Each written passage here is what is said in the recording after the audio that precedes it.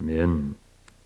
이사야서 32장은 장차 올 한 왕에 대한 예언입니다. 1절 보시면 보라 장차 한 왕이 공의로 통치할 것이요 그 방백들은 정의로 다스릴 것이며, 이 연설을 읽게 되면 그날이 올 것이라는 예언이 계속 나와요. 그날, 여호와의 날, 하나님이 구원하시는 날이고 하나님이 심판하시는 그날. 그러면서 또 그분 한 왕이 이 땅에 오실 것에 대한 예언이 계속 나오는데요. 우리 9장에 잠깐 보시면 9장에서 평강의 왕이 예언되어 있었죠. 9장 6절에 이렇게 되어 있습니다. 이는 한 아기가 우리에게 낳고 한 아들을 우리에게 주신 바 되었는데 그의 어깨에는 종살을 메었고 그의 이름은 기묘자라 모사라 전능하신 하나님이라 영존하시는 아버지라 평강의 왕이라 할 것임이라. 그의 정사와 평강의 더함이 무궁하며 또 다윗의 왕자와 그의 나라에 군림하여 그 나라를 굳게 세우고 지금 이후로 영원히 정의와 공의로 그것을 보존하실 것임이라. 만군의 여호와 열심히 이를 이루시리라. 하나님의 열심으로 정의와 공의로 다스리는 한 왕이 오실 것인데 그의 본성은 하나님과 연결되어 있음이 분명히 예언이 되어 있죠. 11장에 보시면요. 11장 이 왕은 하나님의 영으로 충만한 분이라는 것이 예언이 되어 있죠. 11장 1절 이새의 줄기에서 한 싹이 나며 그 뿌리에서 한 가지가 나서 결실할 것이요 그의 위에 여호와의 영 곧 지혜와 총명의 영이요 모략과 재능의 영이요 지식과 여호와를 경외하는 영이 강림하시니니 그가 여호와를 경외함으로 즐거움을 삼을 것이며 그의 눈에 보이는 대로 심판하지 아니하며 그의 귀에 들리는 대로 판단하지 아니하며 공의로 가난한 자를 심판하며 정직으로 세상의 겸손한 자를 판단할 것이며. 세상의 모든 지도자들이 한결같이 말하는 것이 내가 만약에 최고의 권력자가 되면 공의로운 세상, 정의로운 세상을 만들어 보겠습니다. 나를 지지해 주십시오 라고 말을 합니다. 그러나 정말 정의로운 세상이 구현됩니까? 이루어집니까? 불가능하죠. 32장으로 돌아오세요. 장차 한 왕이 하나님께서 이 땅에 보내주시는데 그는 공의로 통치하며 그의 방백들은 정의로 다스리는 나라. 이것이 메시아의 왕국이죠. 하나님의 나라죠. 그는 광풍을 피하는 곳처럼 폭우를 가리는 곳처럼 마른 땅의 시냇물처럼 곤비한 땅에 큰 바위 그늘 같은 존재가 될 것이라는 거예요. 메마른 땅의 시냇물과 같은 광야에 광풍이 불 때에 그 광풍을 피하는 그리고 곤비한 땅에 그늘을 시원하게 주는 그런 왕이 이 땅에 오게 될 것이라는 것이죠. 3절부터 4절은 그의 통치로 말미암아 일어나는 여러 가지 변화들입니다. 보는 자는 눈이 감기지 아니하고 보게 되고 듣는 자들은 귀를 기울여 듣게 되고.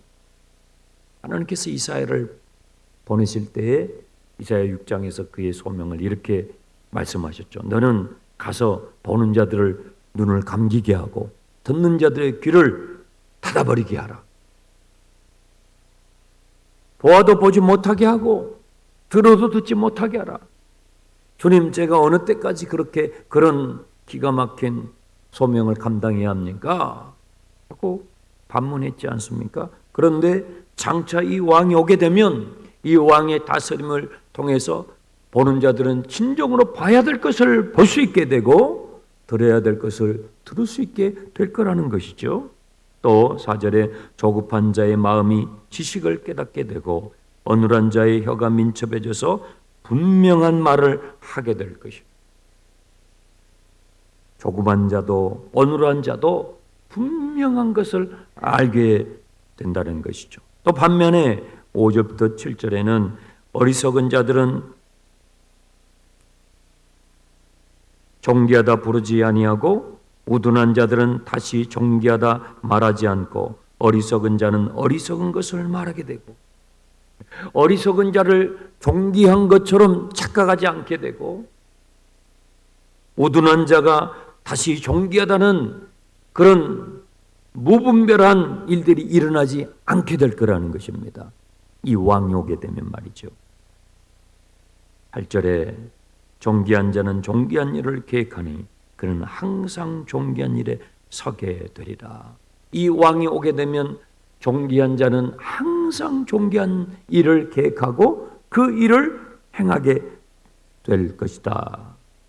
9절부터 12절에는 이사야 당대의 안일한 여인들, 아무리 하나님의 예언을 말을 해줘도 듣지를 않는 것입니다. 그리고 자기의 욕심을 쫓아서 살아가는 이 안일한 사람들에게 경고하는 메시지죠. 너희 안일한 여인들아 일어나 내 목소리를 들을지어다. 너희 염려 없는 딸들아 내 말에 귀를 기울이라. 10절에도 너희 염려 없는 여인들아, 11절에도 너희 안일한 여자들아. 하나님의 예언에 무관심한 이들에게 경고를 하는 것이죠. 12절 너희들이 가슴을 치게 될 날이 올 것이다. 지금은 이 하나님의 말씀이 동떨어진 것 같고 비현실적인 것 같지만 1년 남짓 시간이 지나면 너희들이 가슴을 칠 날이 오게 될 것이다. 13절 14절 너희들의 땅에는 가시와 찔레가 나게 될 것이요 너희들의 집과 성읍에 또 너희의 화려한 궁전에는 가시와 찔레가 나고 그리고 짐승들의 구렬이 되고 들나귀들이 사는 곳이 궁전에 화려한 궁전에 그렇게 황무지가 될 것이라는 것을 경고하는 것이죠. 그러면서 이 15절에 참 소망의 말씀을 주셔요. 하나님의 마음이 참 담겨 있는 것이죠. 경고와 심판의 메시지를 전하시다가도 끝부분에는 희망을 잃지 않도록 예언의 말씀을 또 주시는데 15절에 마침내 위로부터 성령을 우리에게 부어주셔서 그 광야가 아름다운 밭이 되고 그 아름다운 밭은 숲이 되리라. 비록 일시적으로 이 땅이 황무지가 되고 너희의 토지 소산이 들나귀가 사는 그런 황무한 땅이 되겠지만 징계를 받아서 심판을 받아서 그렇게 되겠지만 마침내는 하나님께서 성령을 부어주셔서 광야는 아름다운 밭이 되고 그 밭은 숲처럼 변화된다. 이 장차 하나님께서 보내실 이 왕과 성령을 보내주시는 이 내용은 이 예언은 예수 그리스도를 통해서 성취되지요. 예수님은 오셔서 십자가를 지십니다. 예수님이 십자가를 지신 이유는 우리에게 성령을 보내주시기 위함이에요. 세례 요한이 예수님을 볼 때에 나는 물로 너에게 세례를 주지만 내 뒤에 오시는 이는 성령과 불로 세례를 주시리라. 성령 세례를 주시는 분으로 예수 그리스도를 소개하고 있죠. 자신은 물로 세례를 주지만 그 물세례는 자신 뒤에 오시는 진짜 세례, 성령 세례를 주시는 그분을 소개하기 위한 그림자에 불과하고 나는 그분의 신들매도 감당할 수 없는 분이라고 뒤에 오시는 예수님을 소개하죠. 예수님이 왜 오십니까? 우리에게 성령을 세례로 부어주시려고. 성령을 우리에게 부어주시기 위해서 오셨는데 성령을 부어주시기 위해서 주님께서 먼저 하신 것이 십자가예요. 십자가를 지십니까? 왜 십자가를 지십니까? 십자가를 통해서 하나님의 공의를 완성하시는 거죠. 거룩하신 하나님의 공의, 그 하나님의 성령을 받기 위해서는 우리의 죄가 해결되지 않고는, 우리의 죄의 문제가 해결되지 않고는 하나님의 영이 떠나버린 이후에 다시 우리에게 성령을 부어줄 수 없기 때문에 주님께서 십자가에서 내가 다 이루었다. 우리의 모든 허물과 죄를 지시고 십자가에 못 박혀 돌아가시는 것입니다. 그래서 십자가는 우리에게 성령을 부어주시는 길을 만드는 거예요. 십자가에 이루어놓으신 그 복을 우리가 받기를 원합니다 할 때에 그 복은 성령으로 충만하게 되는 것이죠. 마침내 위로부터 성령을 우리에게 부어주시니 광야가 아름다운 밭이 되고 아름다운 밭은 숲이 되리라. 16절 그때에 정의가 광야에 머물게 되고 공의가 아름다운 밭에 거하게 되고 그 공의의 열매인 화평을 맛보게 되고 예수님께서 십자가에서 죽으시고 3일 만에 부활하신 후에 제자들에게 나타나셔서 너에게 성령을 받으라 하시면서 평강이 있을지어다 말씀하시죠. 공의가 성취됨으로 그 공의의 열매인 화평 너에게 평강이 있을지어다. 하나님의 공의를 만족시켰으니 이제 우리에게 그 공의의 열매인 평강을 샬롬을 우리에게 주시는 것이죠. 그 공의의 결과는 영원한 평안이요 안전이라 너희 백성이 화평한 집과 안전한 거처와 조용히 쉬는 곳에 있으려니요. 비로소 우리 인생들이 진정한 평안을 세상의 어떤 군사력이나 정치력이나 무슨 핵무기로 인한 그런 가짜 평안이 아니죠. 진정한 평안, 우리의 죄의 문제가 해결받고 그리고 죽음의 문제가 해결되는 진정한 평안을 예수 그리스도의 십자가 부활의 사건을 통해서 우리가 얻게 된 것이죠. 예수님께서 승천하실 때에 120명의 제자들이 주님의 약속의 말씀을 받고 마가의 다락방에 들어가서 기도하는 것입니다.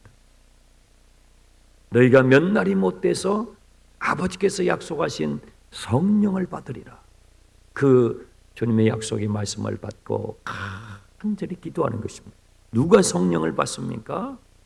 주께서 십자가에서 이루어놓으신 그 승리를 내가 확실히 믿고 내가 그것을 누리기를 원합니다. 주님 나에게 성령으로 세례를 부어주십시오. 믿음으로 갈망하는 자에게 성령을 부어주시는 것입니다.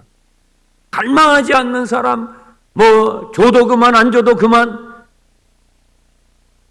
그런 분들에게 성령이 임한 적이 없어요. 여러분 어제 말씀을 들었죠? 이방인 고넬료가 간절히 갈망합니다. 하나님 우리에게 은혜를 베풀어 주십시오.